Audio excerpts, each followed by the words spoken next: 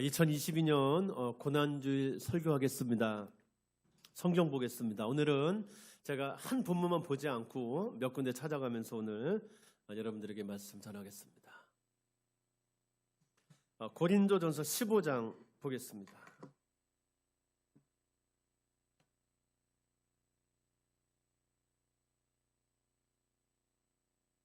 자, 고린도전서 15장 12절부터 보겠습니다.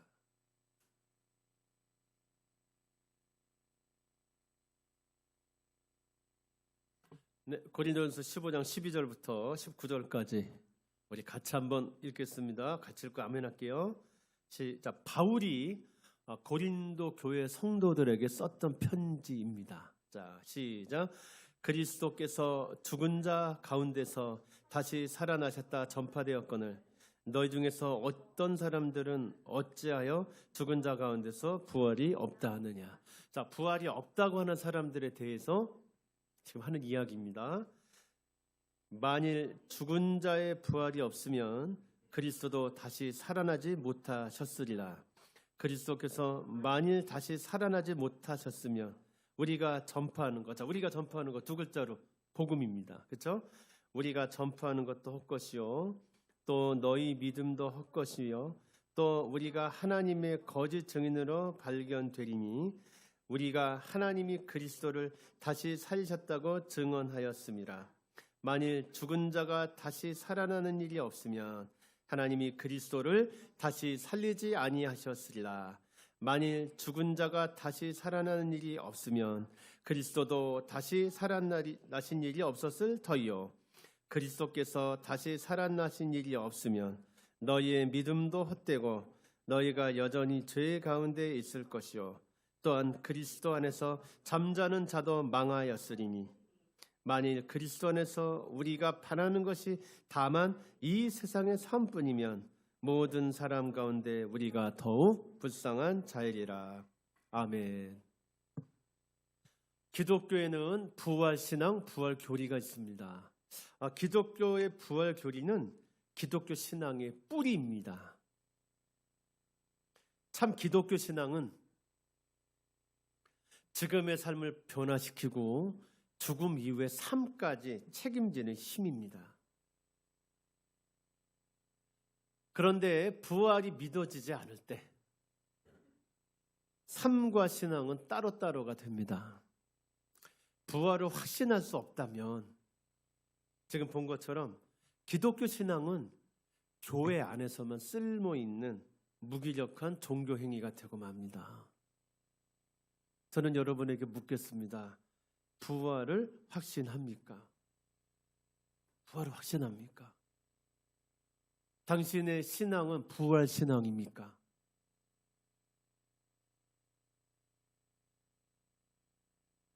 부활은 예수님의 이야기가 아니고 당신의 이야기이기도 합니까?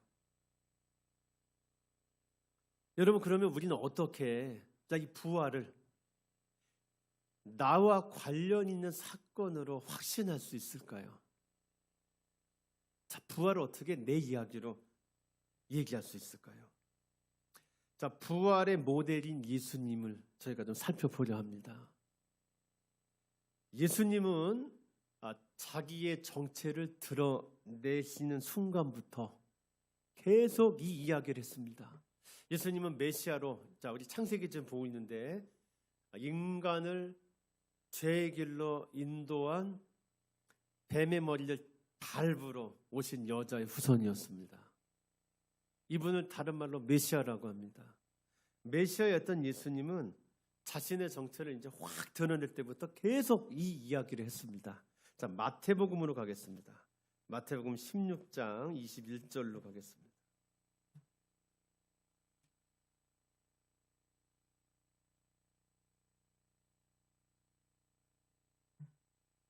자, 마태복음 16장 21절입니다.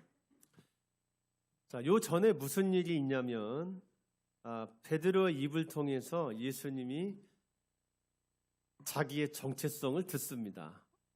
이제 때가 됐구나. 내가 이제 드디어 메시아로 완전히 나서야 될 때가 됐구나를 예수님이 아세요. 그러면서 그때 내가 너희 그 고백 위에 교회를 세우겠다고 합니다. 그러고 나서 21절이에요. 자, 이때로부터, 맞죠? 무슨 때로부터? 자기의 정체성이 이제 드러내 될 때가 됐음을 아셨을 때부터, 그때부터. 자, 우리 여러분 1대로부터 읽어볼게요. 시작.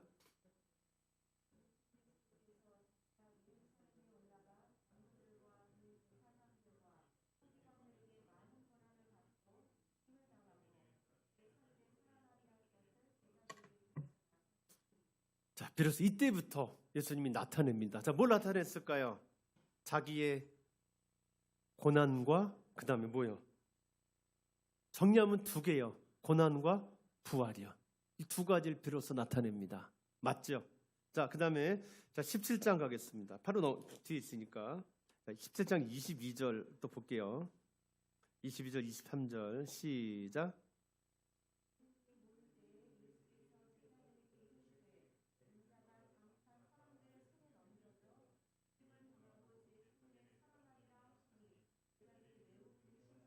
자, 예수님이 또 그 얘기를 합니다. 무슨 얘기야?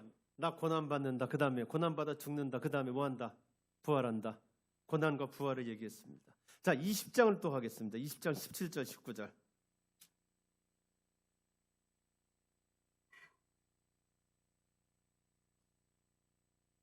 자, 20장 17절부터 읽을게요. 시작. 예수께서 예루살렘으로 올라가려 하실 때에 12제자를 따라 데리시고 길에서 이르시되 보라 우리가 예루살렘으로 올라가노니 인자가 자기 예수님이요 대제사장들과 서기관들에게 넘겨주매 그들이 죽이기로 결의하고 이방인들에게 넘겨줘 그를 조롱하며 채찍질하며 십자가에 못 박게 할 것이나. 이 두 글자로 뭐야? 고난. 그 다음에요 제3일에 부활. 예수님이 자기의 정체를 드러내시면서 그때부터 계속했던 얘기는 두 개입니다. 고난과 부활입니다. 자, 예수님은 고난과 부활을 얘기하시고 죽었다가 3일 만에, 사흘 만에 살아났습니다. 그것을 보았던 예수 부활의 증인들, 제자라고 하죠. 그들은 초대 예루살렘 교회를 세웁니다. 세워졌죠. 자, 그들은 부활의 증인인데 그들이 계속 나가서 전했던 복음의 핵심도 이거였습니다. 고난과 부활입니다. 자, 볼까요? 자, 사도행전 4장 보겠습니다. 사도행전 4장 10절 보겠습니다. 자, 이건 베드로의 설교입니다. 자, 베드로가 성령 받고 이렇게 변하고, 자, 그가 이렇게 설교합니다. 4장 10절. 자, 붙잡혔을 때 공회에서 했던 설교입니다. 사도행전 4장 10절. 자, 읽어볼게요. 시작. 너희와 모든 이스라엘 백성들은 알라. 너희가 십자가에 못 박고 하나님이 죽은 자 가운데 살리신 나사란 예수 그리스도의 이름으로 이 사람이 건강하게 되어 너희 앞에 섰느니라. 두 가지죠. 고난과 부활입니다. 자, 이번에 바울의 설교를 또 보겠습니다. 26장 사도행전 26장 23절.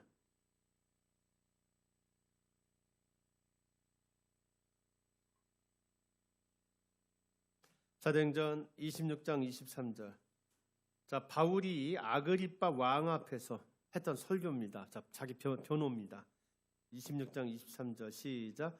곧 그리스도가 고난을 받으실 것과 죽은 자 가운데서 먼저 다시 살아나사 이스라엘과 이방인들에게 빛을 전하시리라 함이니이다 하니라. 아멘. 성경 다 읽었습니다. 예수님은 자기의 고난과 부활을 말씀했습니다. 예수님의 부활을 목격한 증인들은, 제자들은 부활만 전하지 않았습니다. 여러분, 예수님의 제자들은 부활만 얘기하지 않았습니다. 그들은 그리스도의 고난과 부활을 함께 전했습니다.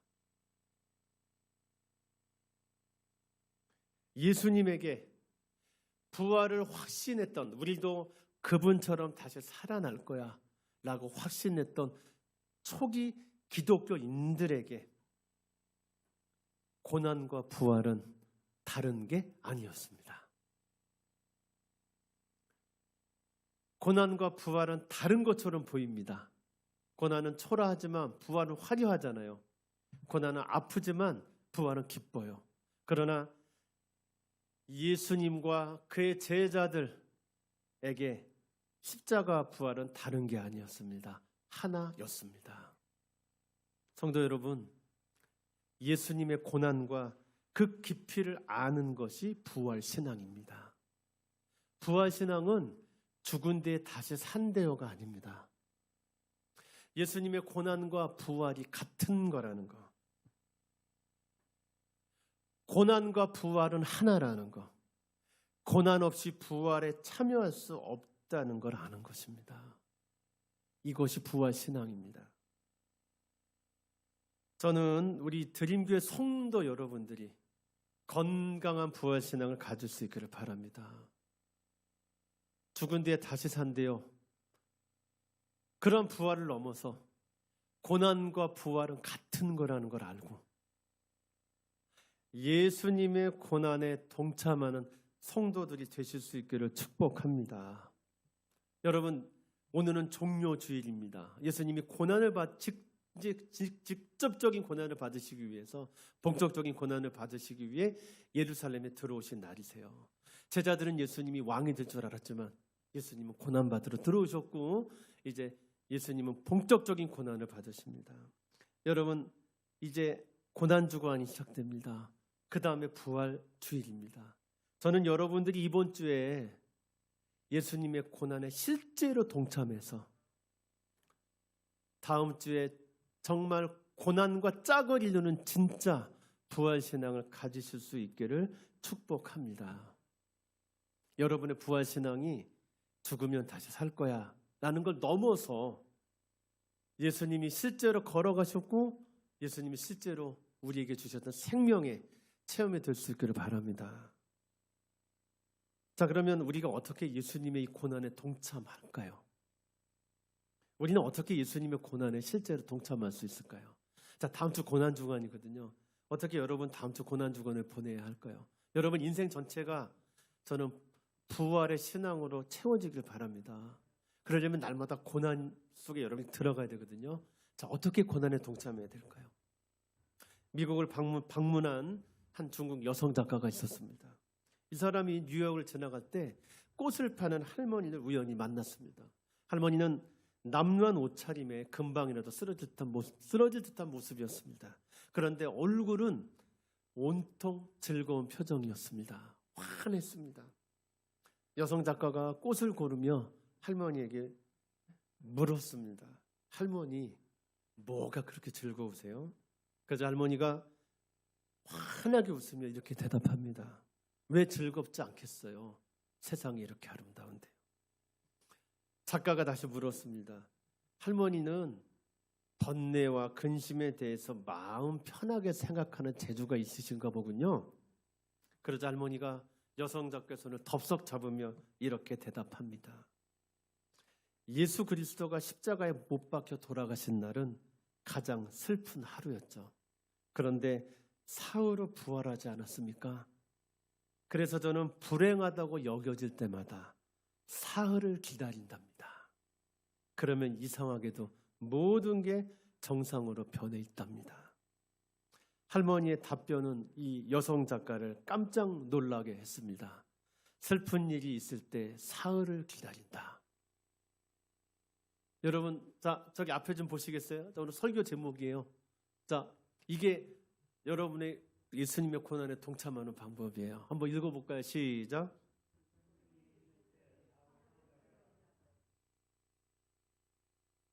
저는 여러분이 이번 고난주간에 이렇게 동참할 수 있기를 바랍니다.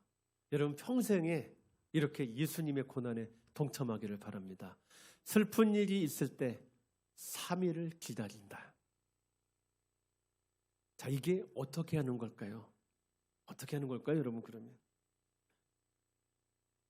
하나님의 약속과 내 감정이 부딪힐 때, 자, 이 두 개가 앞에 있어요. 그때 하나님의 약속을 선택하는 것입니다. 예수님은 자기가 많은 고난을 받고 죽은 뒤 제3일에 살아나는 게 하나님의 뜻인 걸 정확하게 알고 계셨습니다. 그러니까 아까 봤잖아요. 제자들 이렇게 계속 얘기합니다. 나 있지 예루살렘에 들어가면 많은 고난받고 죽을 거야. 그런데 제3에 살아날 거야. 계속 얘기합니다. 그래서 그 뜻에 순종하는 길로 걸어 들어갑니다. 오늘은 종료주의인데 예수님이 구약의 예언을 성취하기 위해서 작은 나귀를 타고 예루살렘에 들어가요. 그때 많은 백성들이 호산나 호산나 다윗의 자손이요. 아까 오늘 그건 거예요. 그래서 종료주의라고 합니다. 예수님은 그런데 그렇게 들어가는 길이 십자가에서 많은 고난을 받고 죽는 길인 것을 아셨습니다. 그런데 예수님은 그 길로 걸어 들어갑니다. 결코 이 일이 쉬워서 한 게 아닙니다. 할 수만 있다면 십자가에서 죽는 일 안 했으면 좋겠습니다. 아닙니다, 아버지. 아버지 듣더라 하세요. 십자가 죽음을 앞두고 예수님은 이 기도를 드렸습니다. 얼마나 이게 힘들었는지, 예수님도 십자가의 고난을 받는 게 힘들었는지 예수님이 기도할 때 피가 땀처럼 쏟아졌습니다. 예수님 앞에는 고난받기 싫어라는 자기 감정이 있었습니다. 나도 고난받기 싫어. 한편 나는 네가 죽는 것으로 너도 살리고 역사 속에 존재하는 모든 인간을 구원하고 싶어. 나는 또 그렇게 할 거야 라는 하나님의 약속과 하나님도 있었어요. 여러분, 예수님 앞에 이 두 개가 있었어요. 이때 예수님은 십자가의 죽음, 하나님의 약속을 선택했습니다. 여러분, 이 두 가지가 어떤다고요? 내 감정, 나 고난받기 싫어. 나는 너의 고난을 통해 너도 구원하고 온 인류도 구원할 거야 라는 하나님의 약속. 이 두 가지가 여러분 계속 부딪힌다니까요. 이 마음이 얼마나 힘든지, 어느 하나 선택할 수 없는 이 마음이 얼마나 힘든지 예수님이 기도하실 때 피가 땀처럼 쏟아졌습니다. 그때 예수님은 하나님의 약속을 선택했습니다. 그렇게 사흘을 기다렸습니다. 여러분, 예수님이 운명 직전에 고난의 절정에 있을 때 예수님은 이렇게 외칩니다. 엘리 엘리 라마 사박다니. 나의 하나님 어찌 나를 버리셨나이까.